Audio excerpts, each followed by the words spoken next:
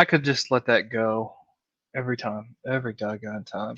You know, Ray, if I always have to come back to seeing your face, I could let that go too. I don't blame you, schmuck. Hmm. Welcome to Vagabond Nerds. Not joining us today is our co-host Jason. He is in Jefferson, Texas, at a Bigfoot convention. If you're out in What that is general why area, why Jefferson, Texas? Is there there's something there. I don't know. It's where they decided to. I don't know if there was the most sightings there or whatever. Jason would actually be able to wax philosophical on is that. the is that where the convention center is big enough for Bigfoot to show up and fit inside the building? If Bigfoot cannot fit Mhm. into the K. Bailey Hutchinson in downtown Dallas, then he's not big. It's been a lie. I Well, but think do you that's think? just his favorite place to go and chill But out. okay, I mean, what if the K. Bailey Hutchinson Center is like overplaying it? What if it's a little too austere? You know what I mean? You're getting a little too it's too You big think for it's your too britches. highbrow for Bigfoot? Is that Yeah, what you're saying? it's like, he's gonna be informal. I don't see him in a three-piece, even a two-piece at that, or one-piece bathing suit if that were the case I either. don't think he cares. I see him as a more of an au naturel person, and I'm Or talking about Jason, not Bigfoot. Oh, oh, okay. see, No, I or still don't think he cares. it needs to be at a place with a popcorn stand, stale popcorn, and warm beer. And that doesn't sound Mm, like Kay Uh, Bailey. that's So true. yeah, That's yeah, true. that's There, a there's nothing probably overpriced at the Jefferson Convention Center like there is at K. Bailey Hutchinson. There's nothing well, like but paying $20 for a Chick-fil-A sandwich. who's paying actual dollars? Is I thought it's I'd wampum. rather you not talk about It's this and just wampum. shut up. They Wampum. pay and wampum. That's how it was when I was at the fair at my church way back in the day. Oh, church fair. once again, welcome to Vagabond, brought to you by the fine folks over at Titan Comics. See that scrolling Hooray! address on the bottom for location. You can find them on the web at titancomics.com. I've given that man more money than I think I gave my ex-wife. But it's a great store, good stuff coming out. I swear there's lots of. Try to be a little funnier than that. Going as we keep going, Ray. Funny No, jokes, funny jokes. Remember, no. funny jokes, I am not up yet. I've had funny jokes. I've had a rough morning so far. Yeah, I know, and I Or didn't want to. I didn't want to, and I thought about that. Again, I'm still trying to lose weight here. So, um, but anyway, go see Titan. Go see Jeremy over at Titan. And great stuff. What kind of geeky stuff do they have, Sean? I believe they have comic books. They've got compendiums. They've got ties. They've got clothing. They've If got you were looking for a posters. word to To summarize it summarize all, it, I geeky what? I would say, you know, stuff. Thank you. Geeky stuff. Geeky They've got a stuff. lot of Awesome. geeky stuff. Awesome. Yep. We're not giving it to you today, Jason. Jason's rolling over in his grave. No, he's rolling over in Bigfoot's grave, man. But if you guys can't tell, Genesis from ANX Gamecast is with us because, quite frankly, he's cuter than Jason. A little bit. Just a little bit. Just a little bit. Genesis, you want to plug anything that you got going on there, bud? Sure. We have that new sports podcast that you need to come be a part of one day. On a Virgin TV. It's called the Grown Ass Sports Podcast. We also do video game reviews and anime reviews on a show called ANX Gamecast. So, and we're also probably about to launch a new show next month called I've Never Watched, where we review things that 5 billion people have watched, but maybe I haven't. So Oh basically, this man. is anything from 92 Oh and man. before. 98 and 98 back. and before. Yeah. hmm I want to get Uh, in on that. I think so. I want to get in on that one. I've got. Might I say start with Goodfellas? I have nothing to bring to the table as far as the sports podcast goes, but hmm I would love to be on the I have not never have I ever, or whatever you're going to call that thing. Yeah. Would love to be a part of that, man. That would be great. Never So have I ever been in a good podcast with Jason. We were Mhm. so this morning with breakfast, my wife she was like, "What are we gonna watch?" Because I mean, sometimes it's some Saturday morning cartoons, old Looney Tunes and stuff like that. Today it was the wonderful Netflix series, The Movies That Made Us, and today's was Home Alone, That's a which great was episode.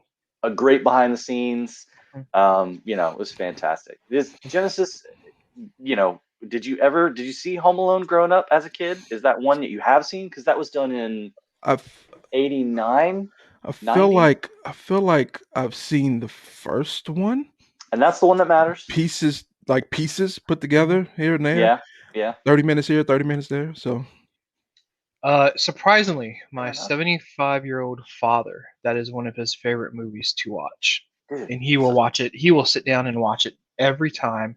it's a And fantastic movie. it'll play about 15 times after Thanksgiving to Christmas Yeah. in the house. He will watch it every time. I love it. It's a It's great always weird what he does because it's like he's Western, and I'm talking old school black and whites. Except for that is one that he will always sit down and he's going to want to watch every time. So it's kind of weird.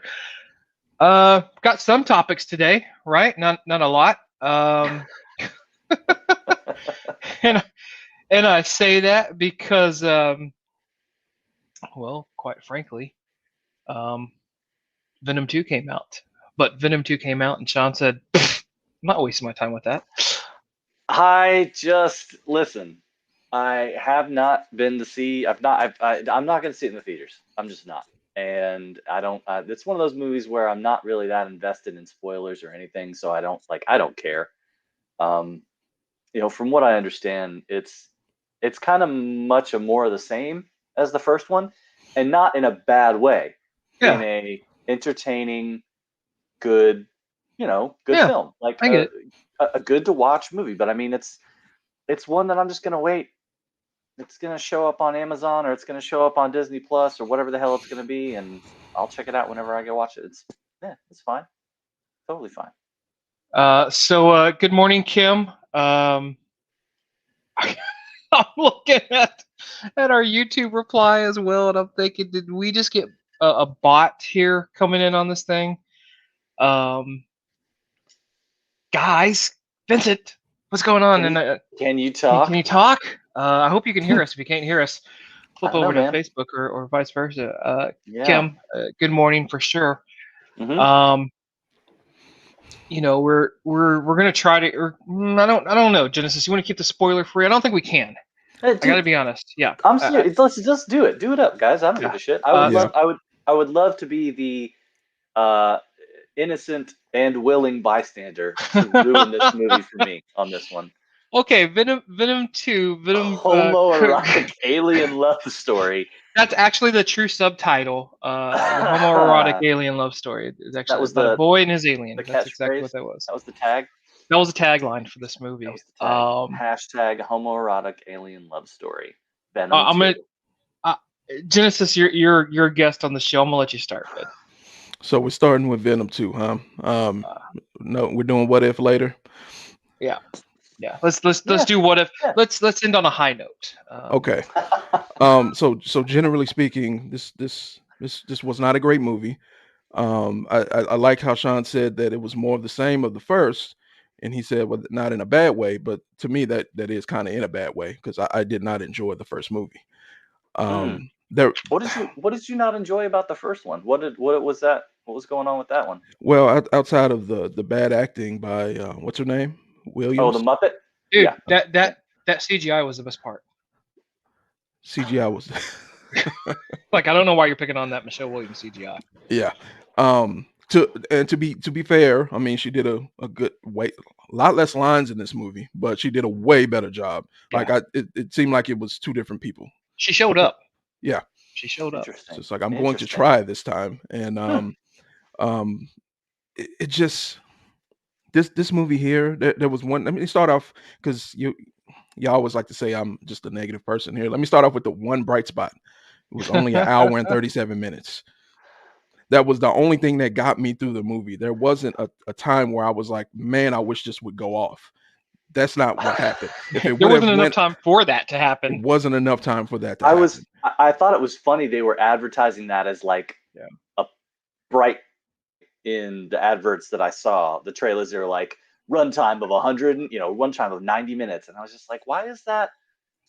Why is that the good thing? I was just like, that's really strange that they're giving that a thumbs up. That was the great thing, actually. I want to be a little different on that, right? So I liked it, but it's dumb fun. This is turn everything off that you could possibly do to think about how a movie should go. And it was just fun. This is what I would imagine that the Fast and the Furious series should be like. If you're gonna give me crazy bullshit, just give me an hour and a half of it. Like that's what it is. Dude, that's the problem. I don't even think Fast and the Furious gives you. You all right? If you're comparing this to what you think Fast and the Furious should be, this tells me that the Genesis is right, and this might be a way worse movie than I'm expecting. It's not though. I can tell you right now, because you at least enjoyed the stupidity of the first one, because that we've talked about that before. You're gonna enjoy this, Sean. Like I know you will enjoy seeing through it, and unfortunately we're gonna ruin some of the spots for you. But not once even, again, I don't even care. I'll forget it. Tom Hardy, he's perfect. He makes. I just think this is his movie. He doesn't care if it's stupid, if it's dumb fun, if it's loud, if whatever. He puts everything he has into this movie, and he's just enjoying himself. Like you can tell when he goes in every day, he's having fun doing this character. I think he even shared Genesis, correct me if I'm wrong, but I think he even shared writing credits on this movie for the story. So it's very interesting to see how it's played. And yeah, I think there are parts where you can tell there is a longer scene or whatever, and even Smeagol, the director, Andy Serkis, you could tell that he realized it was it. You know what? No. If I let the scene go, it's just going to be to let it go. There's not going to be a real good point to this. And it was like, let's just cut it and let it be short, fun, and to the point. So I enjoyed it. But is this Heat? Is this Tombstone? Is it? It's not. Dark Knight. It's none of that. This is just it's not supposed to be, flick. though, right? Yeah. It's not supposed to be.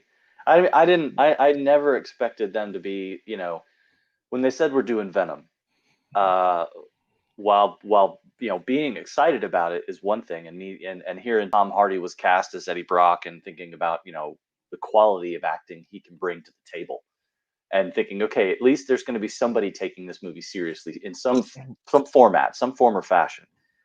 I still never thought, oh yeah, this is like, we are right up. This is like Gone with the Wind, like I did not think this was going to be this amazingly high, standard sort of film. I definitely think it fits. It has a place where it sits. But I mean, like Genesis, even you're saying that it doesn't necessarily live up to that. I mean, it didn't do that for you. Did it not hit that mark for you, or do you think it hit that mark? It's just not your flavor. So here's the deal with Tom Hardy. Let's talk about Tom Hardy real quick. I think the problem in this movie is that he is a miss from a comedic standpoint. Like, to me, he wasn't funny. All of the quote unquote jokes between him and Venom, they were a miss. I think once we get to a Eddie Brock that's more of the heel, the villain, the bully, I think Tom Hardy will be fine in this role. The way he currently portrays Eddie Brock, it's just not. It's not a great performance, because, like I said, there's a lot of jokes, and it's just a miss. It's just a miss on a lot of these jokes. So if he were more of a villain and less of the anti-hero, you think it would be a better film if he played it more from a villainous standpoint than trying to find that middle ground? Assuming that the symbiote also goes that direction and stops trying to tell jokes as well, and maybe they get a new voice for him, because I mean there's I mean it was just bad. It was just bad. I mean the voice the voice. You don't like the digitized Tom Hardy going on in there? No. I don't know. This is where Genesis and I will disagree. I don't know. I like this version. And do not get me wrong. I know exactly where you're coming from. Um, but I love the fact that they did go back in the movie and sit there and talk about the fact of January. what a loser he is, and the fact that really Tom Hardy, all the stuff that he's done, as Eddie Brock, it's not been a good guy type thing, and it's one of the things they always touch on. It's like you're always watching out for yourself. You don't care about anybody else, and that is the core of Eddie Brock in the books. Even to this day, it's always brought up that it's always about himself, even if he's trying to. It's like he does good on accident. It's like he's doing good because he's forced to do good. It doesn't mean that he wants to get involved. He just Hmm. falls into it, and he's got no other choice. And I think them touching on that was actually a pretty good point, because even in the books, up until just this last series of him becoming basically the symbiote god, um, they've never showed him care about anyone else with the exception of one love interest and now his son. That's it. And even now there's still very much the same type of portrayal. Well, So, and the TV. for you mean for the cartoons? No, for this movie, and he loved the TV. Yeah, he did. He did. So Yeah, I yeah. mean, It was there's about that. him. Yeah, because Give him. he absolutely sold out the FBI, or whatever the detectives were, sold them out. They're like, share with us. No, like took the win for himself. Hmm. Yep. So, um, and it's good. I'm sitting here looking at Kim's stuff as well. But for sure, the interaction between him and this and Venom, right, is very much at a core of what's driving each other. So, to Kim's earlier point about being a homoerotic alien love story, she's not far off, because it is the what makes me better, from both standpoints, from the alien to the human. Like, what makes me better? Is it me? Because I don't think it is. But if we're together and we're feeding off of each other, again, that symbiotic relationship, Right. are So we a then, better person? well, so then it's if that's the case, then it is basically like a copy and paste from the first movie, because that was the whole point of, Mhm. well, not the whole point. I take it back. That was one of the large plot points in that movie, is that, Eddie and Venom together, Eddie and the symbiote together were better than they were on their own, because they were each apparently huge losers in their own right. But when they came together, they made, it was the "you complete me" speech from, So McGuire. what I say about that is it's a situation where that was a part of this movie, but it wasn't like the main part. It wasn't a huge part. It seemed like a huge part because there wasn't much substance I to the gotcha. movie itself. Yeah. So what I will say is it wasn't a long drawn out like underlying Yeah. right story about their relationship. Um, and if it was beneath the surface where you have to kind of read between the lines a little bit, then it's less of that turn your brain off. So it can't be both. It can't have this like underlying story where it's like, oh, well, if you really break down the meaning of what it means to be friends and to care about someone and need someone, but turn your brain off. So You it can't be both. can have both. You I absolutely You can can have no, you both. but can have both, but it'll be a big miss. yeah, you No. could. I know. I gotta say, man, I see where Genesis is going with this, and Yeah. I think I understand. I think I understand why you feel the way you do about the movie, because you're right. I mean, it's. I think I've said the same thing about other films we've watched, where it's, if you go all in and you commit to that one thing, it's better for it. You know what I mean? You push away all the other, inconsequential details, and you focus on what's there, what it means. Um, there are, but then, to that point, I guess this would be that it failed in the regard of it trying to be too deep, and it just has to be a turn your brain off movie and watch it and enjoy it, and you have to ignore any of that other deeper meaning. It, So I think this would be the first big spoiler alert, but the the breakup between Eddie Brock and the symbiote, I mean, that whole 15 minutes or whatever it was, 20 minutes, I don't remember, 10. Hmm. has had had to been the worst part of the movie. Like it was absolutely the worst part of the movie. I don't agree with that. I think the worst part of the movie, and this is the second big spoiler, is Venom infecting Mrs. Chen down at the convenience store. What in the hell? Why is that? Why is that a I mean, thing? I like because that they part. broke I like up. that part. But that whole part, I'm just like, what is going on? Now there were some great lines from that where because they're trying to find Venom. So let's try to go in order. Okay. So you have no, you have Woody Harrelson playing Harrison? Woody Harrison? I'm sorry. Harrelson, Pardon me? whatever. I What's don't that? care. Woody Try Harry. again. Harry Yeah. Woody. Woody. So Harry Woody. Harry Woody. She puts it in the mouth. His portrayal of Cletus Cassidy, I would have wanted to see more of that. Not him as Carnage necessarily, but that whole psychoanalytic process.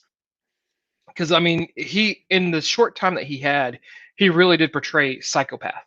Well, so did he? I mean, part of me felt that I was kind of excited because just like Tom Hardy, when I saw Woody Harrelson on this, on the after credit scene or whatever it was, the mid credit scene basically of Venom, I was conflicted because much like with Tom Hardy, I was like, all right, this could, like I said, this is either going to be really, really good or they're going to miss that mark entirely.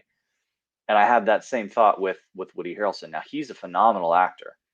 And you're telling me, so did he do a good job in this one? Do you think that they worked well off of each other, or do you think there was no chemistry there? What was it?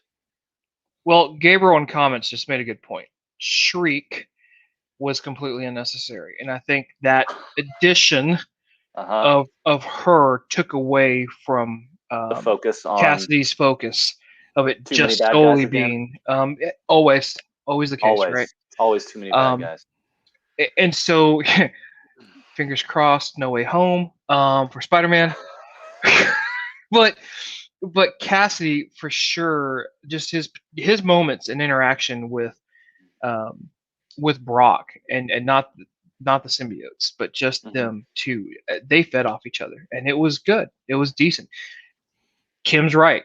There was some campiness to it for sure, but Woody was playing it up. Like you could tell that he was just leaning into it. So I liked the interaction, but I didn't like the interaction and the introduction of Shriek because it tried to force a reasoning, I think, behind Cassie for being more than what he is, and you didn't need it. You really it was an ancillary byproduct that could have been told somewhere else down the line, but for the movie it wasn't needed. Genesis, do you think that's more that deeper meaning problem they tried to throw in there with going into the explanation of why Brock was who he is, or not Brock? I'm sorry, Cassidy was who he was. Not. So I think that's the part that they missed on as well. They talked about it. They talked about what he did. Killing his mom, his grandmother, his grandma, his mom, right? Yeah. But they didn't show that. And when they did show it, it was in an animated version, which was actually pretty nice. I kind of enjoyed that. So they went Kill Bill on it, is what you're saying. They did, and I kind of figured Genesis wouldn't like it, but I enjoyed it. Like that little part. So I'm thinking I figured out what I did not like about this movie. If I'm not mistaken, this was PG-13.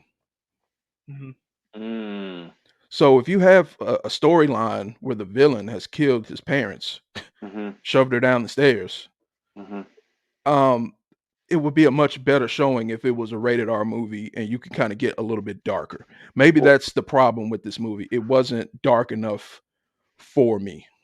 And maybe I was expecting it to be a little darker when you have a killer on the loose as Carnage.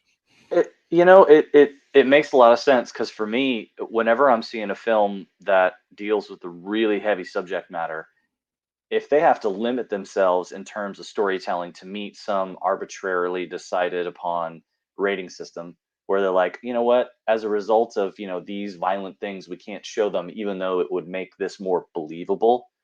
It almost robs the movie of its believability because they have to pretend around it and not really give you that full weight of things. Like The Boys. Boys doesn't F around with anything. They give it to Yeah, you. but you're talking about a time where you can build up with The Boys. I True, agree with that, but and but I mean, I'm just saying, like, I kind of agree with Genesis. Not kind of, I wholeheartedly agree with Genesis' point on that one. Like, if you've got a movie, because you know, I know from what I hear in the film, in this one, they talk about him killing his mom and his grandmother and a dog and stuff, but he's a serial killer, if I'm not mistaken. In turn, like especially in the comics, Cassidy's a serial killer, yeah, correct? He kills yeah. lots of people. Well, Um, and to be fair, they talk about it here, and they start finding the bodies. I mean, yeah, like they yeah, do have that, and that's where yeah. Eddie steals that moment, and makes it his own instead of sharing with the authorities. But um, I don't know. I think okay, so I got to go back to The Dark Knight because I think that was the first problematic movie. I love The Dark Knight. I love it, but Detective because they Comics? yes, Detective Comics. Because they pushed the envelope so close to what a PG-13 rated R movie should be, right? And they were right there on the door. Everyone looked at that blueprint and thought, "Ooh, how can we fuck that up?" Sorry, that's my one for the day. There it is. Um, Still PG-13. Still PG-13. But they did. Like every other movie came in and said, "Well, we can be PG-13. Look how Dark Knight handled it. It was such a dark subject, and they had plenty of killings and everything, and they did it well." Yeah, but But that's the key point. They did it well. it's not like these are different people reviewing this movie to create this PG-13 rating, though, right? It's the same group of schmucks that just decided what it was going to be, and they were like, "It's going to Sony okay. schmucks. Well, we've decided this one's PG-13 because that's the problem with their rating system. There is no actual okay. If you meet all these boxes, it has to be this because you can meet all those boxes, and they can look at it and go, yeah, but because of this, it's just that trumps all these other things, and so it's rated R. And you're like, but I checked the boxes off and said, yeah, I know, but you were mean to that dog. And you're like, there's nothing in here that says I can't be mean to Fido. And they're like, yeah, but it touched us deep down. Rick, he had a dog when he was 12. He watched Old Yeller. It was a big thing. It made him very upset. He had nightmares. And so now it's got to be rated R. And you're like, I hate you, Rick. You suck. You just made my movie rated R because you and your damn Fido. And I love dogs, Why by don't the you way. I've got two of them. just give But, up on Rick, man? Let him go. Let it be. Rick didn't know. but Rick's just still, getting a paycheck. Leave him that's the alone. point. Like, He didn't think they were going to take his point seriously. I don't agree with your comparison of Dark Knight being this like benchmark for all these other films that could do something like that and say, look what we can do with it. Because it just so happened that the committee that day rating that film went, okay, it's PG-13.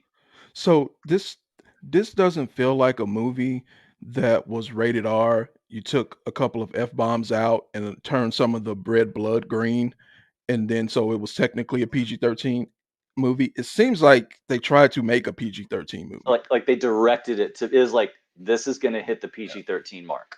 Yeah. Right. Yeah. So And there's some back and forth between Circus and Hardy when they're talking about, did we want to make it R?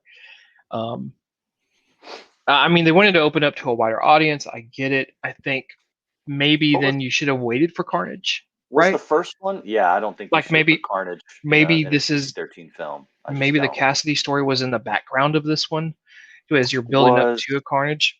Venom rated R? Or was that PG-13? Was the first Venom was one? PG-13. It was PG-13. Mm-hmm. Okay. Yeah. So it's it gets difficult. If they had Ryan Reynolds directing, it would have been rated R. In a heartbeat. Um, and they once again dropped their F-bomb, which I'm going to do a huge spoiler right now. So, Kim, if you're paying attention, like I'm sorry, but my number one problem with this movie, and again, I still enjoyed it, but my number one problem with this movie is killing Cassidy at the end. Yep. Did not like that. Nope. Yeah. That's a bad move. I haven't even seen the movie. I can tell you that's a bad move. You want that character around for another go. You don't Yep. want to kill him completely. That's awful. Well, and that's a Marvel trait, is it not? Killing off a potentially great villain, with the exception of like Loki, like that is their thing. Marvel loves to kill off their villains. They do. They kill all their villains. It's an ultimate win. It's always Mhm. the ultimate win. There's no coming back from it. Well, and I think that I feel like if they would have just touched on the fact that he was a serial killer, maybe didn't get into the specifics, Mhm. you could have then brought him back Yeah. as for a Carnage like origin movie. Mhm. Like you could have done that. You could have just made this movie Ooh. where there were villains and that you didn't have to explain their whole backstory. But here's this thing that's happening, and you have to go save the world, of course, because that's what you do. But you didn't have to have the animated scene of what he did. He could have just mentioned it. Would they? Genesis, you're doing what I did on your show the other day. You got after me. You go, are you doing a better movie? Are you making a better movie right now? Stop it. I thought that's what we did on Vagabond Nerds. That's what we do on Vagabond Nerds. We write better. I'm on Vagabond Nerds. Hey, would they have now in Technicolor? That's yeah. Would they have the balls? There's a Neapolitan here. Would they have the balls or the stones to do something like that? To have a more of an origin, for Venom though, or for Carnage. I think that would have been perfect. Like exactly what Genesis just said. Like 100%, have the whole man. serial killer thing going on, make it a much smaller movie, and then you spin off a rated R Carnage flick, and then have them meet back up. Yeah. Oh man, how dark would that be? Make it you make it a cop and robbers serial killer movie, but it's Carnage killing everybody, and it's now it's a monster movie. Yep. You get the detectives after him, trying to hunt him down, and I mean it's basically Predator 2, but done better. Yeah, you know what I mean. And then you can have them chasing him all over the city. He's killing folks, and he gets away, but they still manage to pull some win out of it. Who knows? They rescue a little girl, save her. She's been hostage. I don't know what the deal is. But yeah, then you could absolutely roll that back into a Venom 3 or whatever it is, and have them go off and have this, knockdown, drag out. That was the thing that I did not like when they it was funny how they did it. That makes it even worse. Yeah, it was. They did drop a line where I chuckled. I was like, yeah, I would say the same thing. Did they do an Arnold Schwarzenegger? Did they pull an Arnold Schwarzenegger? They pretty much did. Was it pretty much around? Was it one of those? No, it was the exact line. I'm only going to drop the one. So he was like, "F this guy." Let off some steam. Let off some steam, Bennett. So this kind of ties into what Kim said earlier about trying to show his humanity by having a love interest. I think that was a little bit of it, but the part that Ray is talking about, they literally showed all of his humanity right there. They turned it and they explained why he did what he did to his parents, and it kind of made him the victim, as in like kind of self-defense and they were doing these things to me, and then it was just like, oh well, F you anyway. I don't care what happened to you. And then he's gone. So it's that like he said, they made it try to make it funny, but then right after they show him as like a victim, it's just like, what just happened here? That robs all the meaning out of everything you've done, and it doesn't really make it that meaningful going forward. And so to Genesis dislikes, I can absolutely pick apart the movie. Of course, it's got its flaws, and it's a lot of them.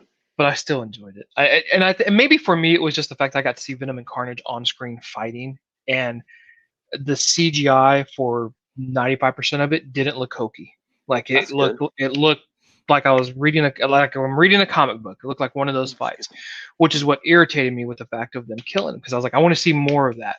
And of course, they left the obligatory, this person might have been infected at the end with one of the detectives. So it was just little stuff like that. Before we get into what if, so let's talk about the mid-credit scene.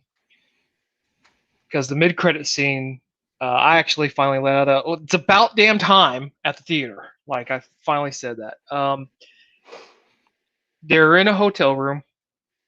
Venom and Eddie, and they're just watching TV or whatever, and Venom starts talking to him about the shit I've seen, because we're a collective hive mind, would absolutely just kill you. It's so much. He goes, but I can give you a taste of it.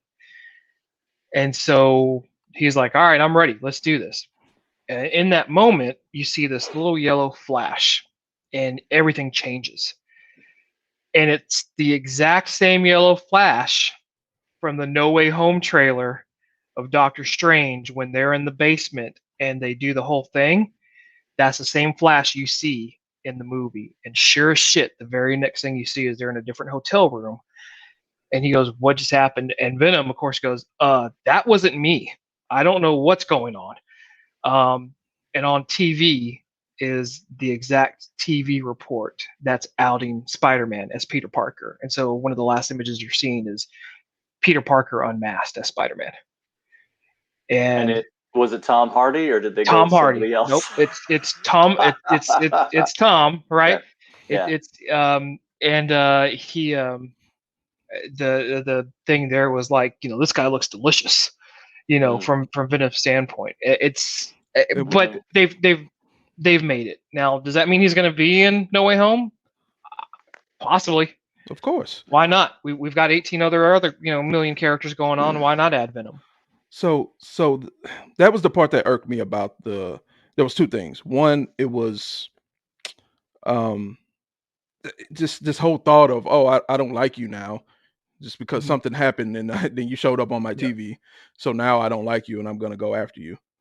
Which I did, but I didn't get it from that. I didn't get that from that. Like from the way they said it, I didn't take that away. I didn't take it like he thought. I thought it was because they had been setting up Venom just being like, hey, this guy looks delicious, because it's just another person for him to eat, right? Like that's how I took it. Was just like kind of cool. But wasn't there someone in the room that he could have eaten? Well, yeah, but that's the whole point of Hardy trying to control that part, right? Because that was the guy shows up and he's like, "What are you doing in my hotel room?" And he's like, "Yeah, sorry," and that's how it ends. But the tie-in was done really nice, and to see the actual they did the thing from the trailer. The thing they did it. It was that tie-in, that direct tie-in to the trailer. So the tie-in was a little shocking. I knew right when it happened that's what was going on. However, the whole deal with Spider-Man showing up at the end was predictable, because just from a basic standpoint of, you can't go 3 Venom movies deep without showing Spider-Man. I don't really think you did a good job of doing it with the 2 movies. So it's like Spider-Man had to show up in this movie, just because I think this Venom thing is actually probably trending downward. Not according to the money it made. And it even scored better as far as the reviews. It's like 40% higher than the first one, or at least 30% higher. Yeah. Really? What was the first one? I mean, I want to say it doubled the number of the first one. So, damn, man. And the fact that you add Tom and Tom now, I don't see it going down. I can only see this going up. But I'm curious. Whatever happens, I want him to end with that symbol on Genesis' shirt. I want to see the spider finally freaking on there. Yeah. And Hardy's already said, like, I'm in. We're in for a third one. And Circus has even said he's coming back. He's like, we're in for a third one. But did Circus do a good job then, if that's the case? I mean, I understand that directing wise might not necessarily be the same story wise, but average. Wasn't great, wasn't bad. Average. Yeah. I mean, like But I think it's a situation where you're Sony and you have the Spider-Man property, so it's like you have to you kind of have to be all in on a Venom and Spider-Man. Yeah. Like you can't really. There's no other really wiggle room here for. Well, unless it's Spider-Man 3 with Sam Raimi directing, and then you can just get rid of it real quick and not even worry about it. Yeah. Well, he's not. He's doing Doctor Strange. I know. Yeah. I know. Yeah, that's exactly. Yeah, that's exactly it, Kim. But what I don't want to see is at the end of Spider-Man, everyone gets sent back so to speak, and Venom's one of those individuals because really, those worlds need to stay connected. They need to interact. I know Tom Tom Holland was saying that he feels this is the end of the Spider-Man arc for him, based off this next movie. Mhm. Now, he also came out like a year ago and said, I will play Spider-Man as long as everyone wants me to play Spider-Man. And Hardy, to his point, has said, I'll play Venom as long as you guys let me. So I would like to see them kind of interact. I do think it's two different ranges, um, but I would love to see a down and out Spider-Man, and in a Venom, symbiote costume. So, but who's going to lose in that tug of war though? Is Sony going to allow that to happen, or are they going to keep getting bullied like Fox did with Dark Phoenix, in order to pull in stuff for the Marvel the MCU? Well, who knows? I mean, the new rumor right now is Doctor Strange is pulling in at least 2 or 3 of Fox's X-Men characters with the actual actors coming back. Oh, Yeah, wow. but they own those characters now. They don't own Venom. Yeah, but they don't have to use the same actors. And while they don't own Venom, he's now part of. For So better or for worse, Venom is now part of the MCU. right, Right, so but Sony can flex their muscle and not necessarily, to They could. Genesis' point. They can just be like, you know They what, could. we don't want to come to an agreement. Hmm. I don't know how, but I meant, I don't know how If I'm feasible so, it is for them to not come to an agreement. You know what I mean? It with as much as these last 15, 20 years, whatever, have shown us, 10 years have shown us or something. It's just it would be in everybody's best interest for them to come to some kind of an agreement to make this kind of thing work out going forward. it would be, but I also wouldn't mind seeing. I wouldn't mind seeing the end of the MCU Spider-Man and Spider-Man being pulled back into what they're doing over at Sony. Um, I- yeah, you have the X-Men coming up and everything else, but you have the X-Men coming up and everything else. You got Fantastic Four. You've got all these other characters. You're talking about the new Thor movie, including characters from Guardians, of supposedly some other other characters from the Avengers. I don't need to see all the movies interconnected. It is nice to be able to sit there and say, "Hey, I've got Cap, right behind me, and so we're good," or "I've got Iron Man," But at a certain point, like I want to just focus on that one character. I would like to just focus on Spider-Man. I think that's something that Raimi actually did right in Spider-Man 2, where he, um, even though you had the building of a second villain, you only had the one villain, and it was Doc Ock. And that's why that movie worked so well, because he didn't try to shove everything all in there. Now, he was on that path with Sandman. And in the background of the first, second movies, they're building that tear between him and Harry. So I think pulling Tom Holland Spider-Man back out of that convoluted world where he's going to be with Doctor Strange, he's going to be with this person, he's got let him stand on his own. Maybe I'm wrong on that, but that's how I would do it. Well, but he's only a teenager, so he can't stand on his own. Just to bring a little, I know we don't like facts and things of that nature. So yes, Ray, you're right. The new ratings for the new Venom are higher than the first one. However, they're still all failing. They're still all bad ratings. Some of my favorite movies are failing movies, man. So I mean, Metacritic 48, Rotten Tomatoes 60%, and IMDb 6.5. The one thing that I know, I don't care about ratings, but one thing I do know is that they couldn't even pull any bullshit reviews for the new follow-up trailers. It's just like, this is the weirdest movie you'll see all year. Check out Venom. Let there be carnage. And I'm like, because I mean, but they'll usually pull like a review from some vagabond nerd scores it a 90%. They don't even do that. You don't even have that on the commercials for this movie. Funny thing about that, dude, we wouldn't do that. We would be vagabond nerds. This is okay to see.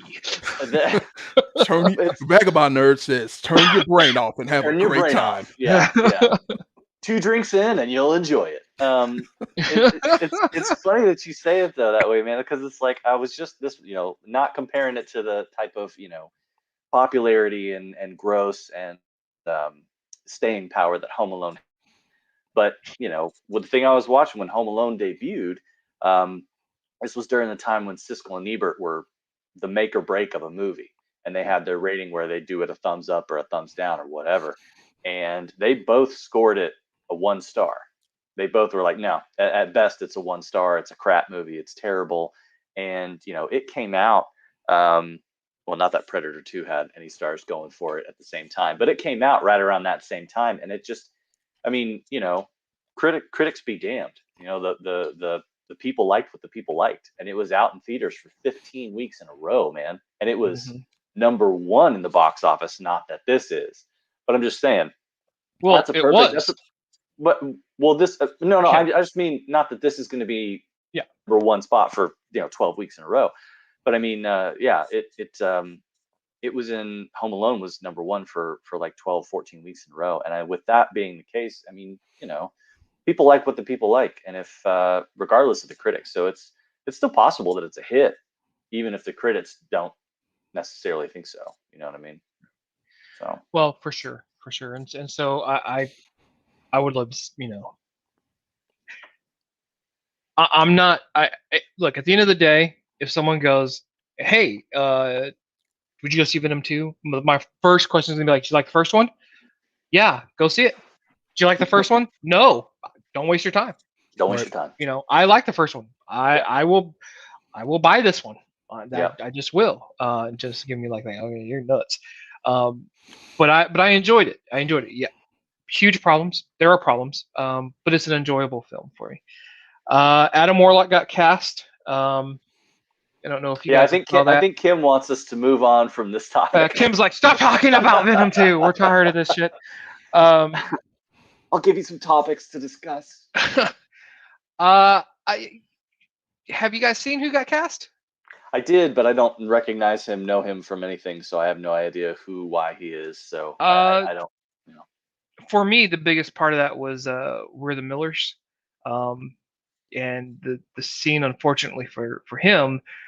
Every time I see him, I'm just gonna think, dude, you're the guy that got your nuts bit by a tarantula, and they were like this big, in the flick. So like, I'm gonna sit there looking at Adam Warlock, going, yeah, but man, a spider to the nads, and you're done.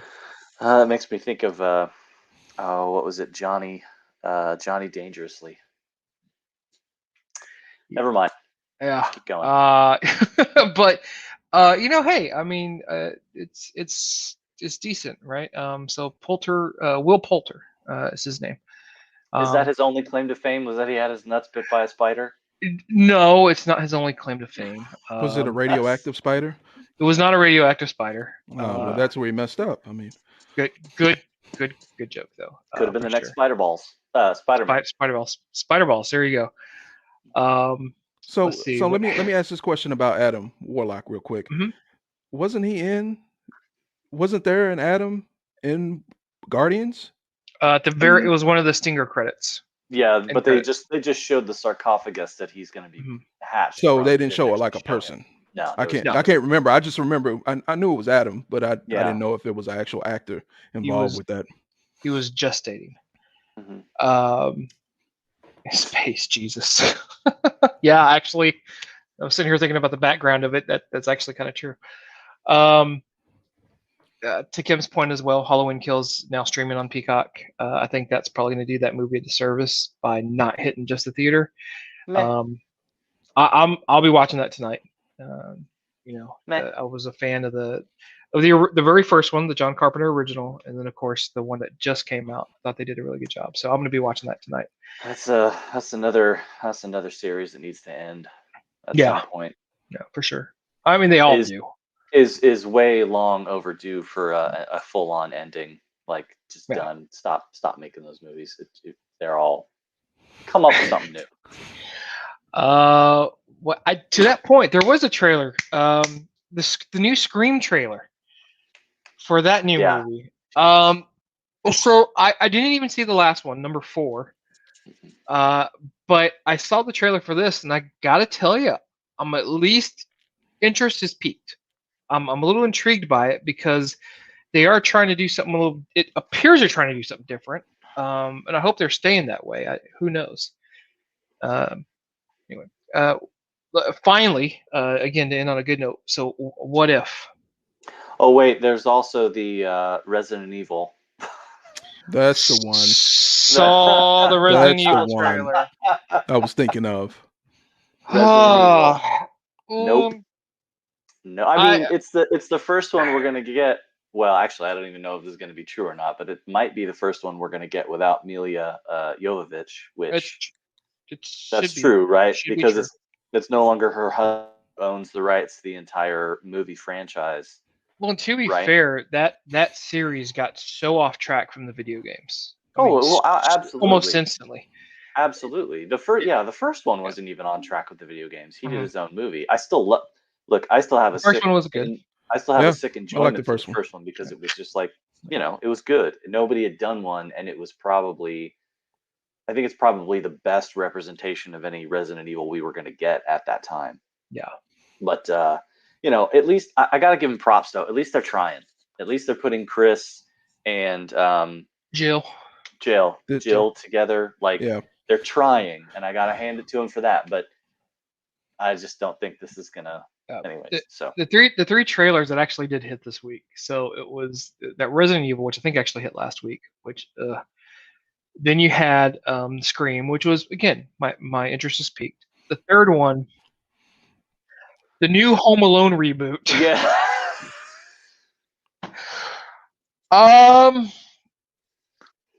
Yeah, that was another reason that we were laughing that we were watching the Home Alone thing this morning because we were like, we haven't watched the movies that made us in a month or more, and it just so happened we hit play today, and it was like, oh crap, they're doing Home Alone. But the one thing I did notice is it's not really a true reboot. It does look like a continuation of the first one because they have a few of the characters returning, is what I've Mhm. heard, but I haven't seen the trailers enough. I just saw the little kid doing the meaner older brother. He's now a cop. He's the cop. Yep. So is Donald Trump going to be in this one? No, that was number two. That was number two, not number one. Yeah, that was number two, not number one. So they're just gonna, I don't think they have. But it could be. I didn't. Could be. I didn't see any people of color in this reboot, so I don't know. So my 2 cents on Resident Evil, real quick. It doesn't look like a good movie, but it does look like it's trying to stay true to the storyline. Yeah. And the graphics didn't look bad. No, the graphics look all right except that dog. The dog just looked too CGI to me, which is saying something because there was other CGI creatures that looked a little bit more real.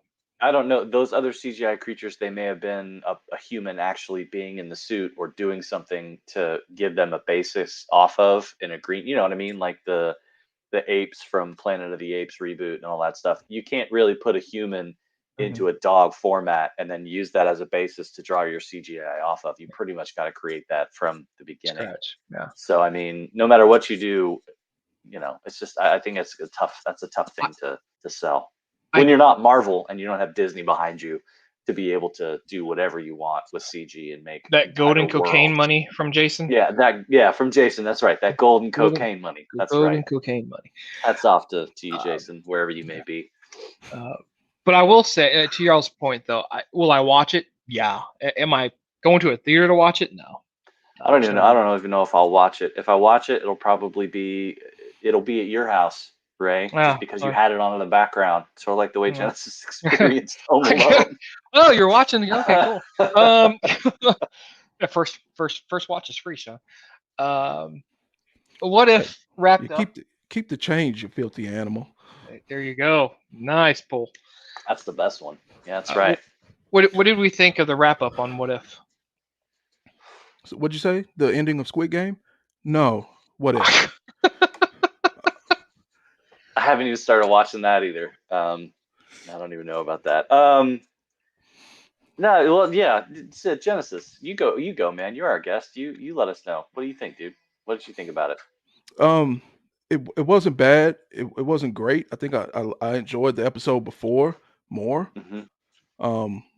With Ultron and the Watcher, and they're going through the different right. Okay, so I definitely like that one more. I think the thing I did not like about this last episode is the particular characters that they picked to have the final battle. I understand that you probably have to have Captain Carter because you have to have a leader of the team. But me, generally speaking, the character itself of Captain America is antiquated to me. I don't enjoy Captain America. I didn't enjoy Captain Carter.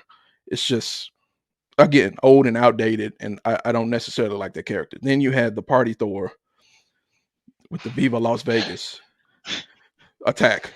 Yeah, I've never seen that one before. yeah, It's some civil I love that. liberties I on love that that one. That was episode. yeah. so I guess my thing about the Thor is I have so many people that I know who hated Ragnarok, right? Because Hmm. of how Thor is portrayed and he's kind of goofy in that movie. But I love that movie.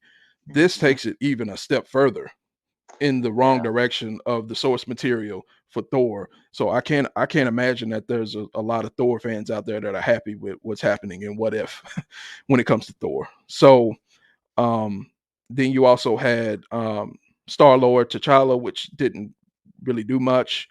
Um and then you had Killmonger, which Hmm. didn't fit at all. And You didn't think he fit at all? in Really? the last episode, I really I didn't. Like he was there, he played his small role, and then he turned Hmm. on everyone or tried Yeah. to, Yeah. which was expected. So Oh it's like yeah. why Yeah, is he from the here? beginning. Yeah, So from the like beginning why I is he here in expected the it. first place?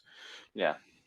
Yeah. Well, but you know what? To Kim's point, and I think she's right in that, and I kind of see where you're going with this. They did, you know, having having Killmonger in there was pretty much their little bit to just you know what's going to be really easy, have him turn on everyone, and Yeah. then you have Doctor Strange seal them into a mirrorverse, and then take that mirrorverse into his own sealed mirrorverse and watch them forever. So I mean, you know, like she said, they did kind of put too neat of a bow on the end of that on the end of this series.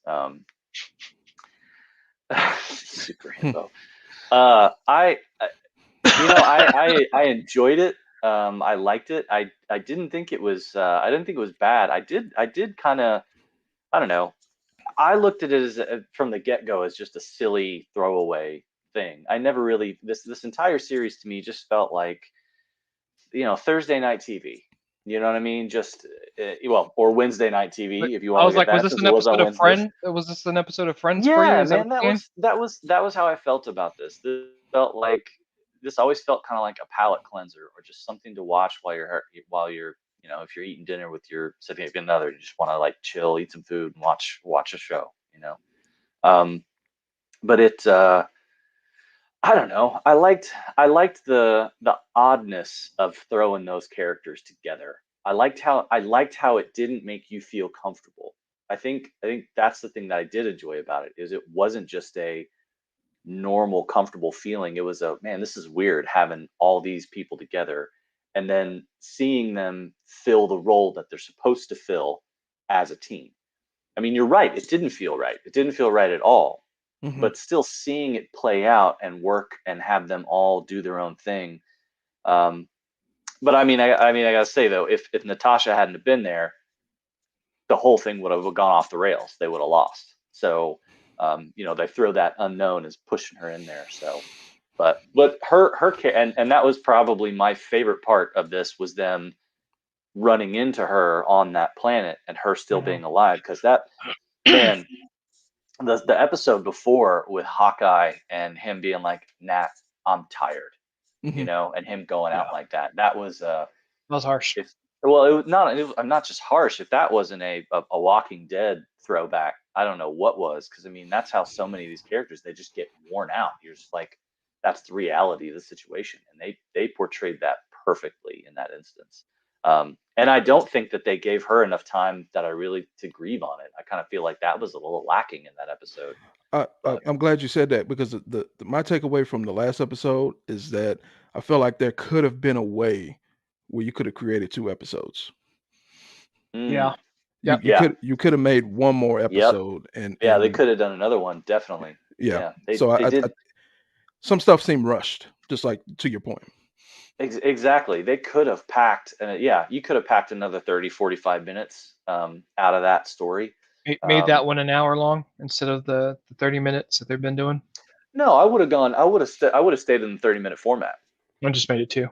Yeah, I'd have stayed in the 30 minute format and made it too. I mean, what kind of a great how great would a cliffhanger would it be to see, Clint fall, and that's Yeah. it. Clint falls and she's at the top of the silo, like, holy shit, Yeah. and then just roll credits. That, and everybody be like, dude. I mean, that grabs you, and that would be an amazing jumping point to go to the next one and drag that out a little further before, he flies off to do the battle with the Watcher. Which, again, I got to echo your same sentiment. That was a great battle to watch. That fight between the two of them and him busting It through was the almost world. better than the final battle with Ultron. I think you're right. Yes. Yeah. Yes. I think I you're feel right. the same way. Well, and part of the reason I like that was seeing those. If there's anything that they have done with this series, being this animated series, getting the powers of the Watcher animated to such a good degree, I mean, it harkens directly back to the pages of a comic book, you know what I mean? And not the glossy, super fine, perfect print computer image. No, like that straight up 1970s paper comic books, with the black dots and the big white areas. I mean, Jason would say the same thing. He loves it because it's The that Kirby Kirby-esque crackle. shit. It's the It's that Kirby man. crackle. Yep. But they did it, and I think they really, really hit a home run with that part of the animation. And I went back and Powers, rewatched that, and phenomenal. and Jason was right. I missed it the first time, but upon second view, Man. I was just like, that is really beautiful. That is such ripped from the pages. I was grinning. Just seeing the powers, I was smiling. Like it's a tense moment, and it's supposed to be this, eyes wide nail biter, like, oh God, what's happening? And instead, I'm grinning ear to ear, and it's not just because I was drunk; it's because I was having a good time. It was funny. Like, I was like, this is so great to see this on the screen, and I mean that was great. But I've heard that they're talking about a possible Natasha spinoff on the What If to go forward, and I think there's also talk about another Captain Carter going on as well. Another Captain Carter. I agree with Kim. I think we should see one on Nebula and what she did to defeat Thanos. I would like to see how that was done. That'd be fun. Yeah. But it I don't know. It was good. I did enjoy it. It ended a little too neat, but it also wasn't bad. I really did enjoy the whole series overall. I think it was fun. Yeah, it wasn't bad. I guess the one more point I would put on it is, even though he had a significant impact on the show, just like in the MCU, Doctor Strange has to look after the villain, right? He gives everyone the shields. He didn't do a whole lot outside of that. And I would have liked to see him maybe be able to go head to head a little bit more with Ultron. Yeah, I wonder if maybe it was taking up too much of his energy. You're not wrong about that.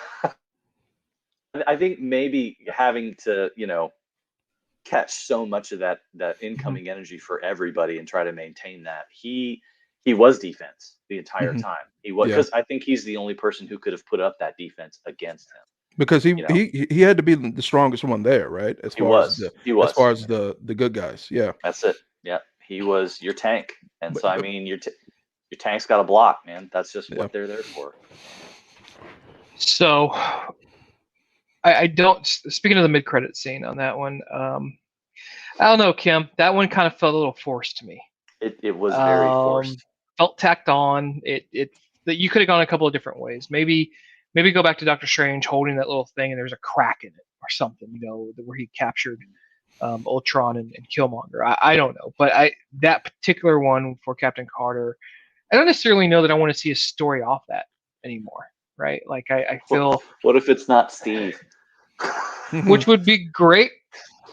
That would be much better. What if it was Stefan? It's maybe a Stefan or Kale. That's right. Who knows?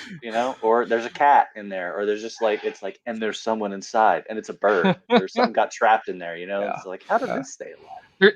There's a being and a presence in there. What was it? That was a squirrel. That's how you get Squirrel Girl, right? Whatever. There you go. I think it was just more of how can we tie this into what was actually happening in the MCU?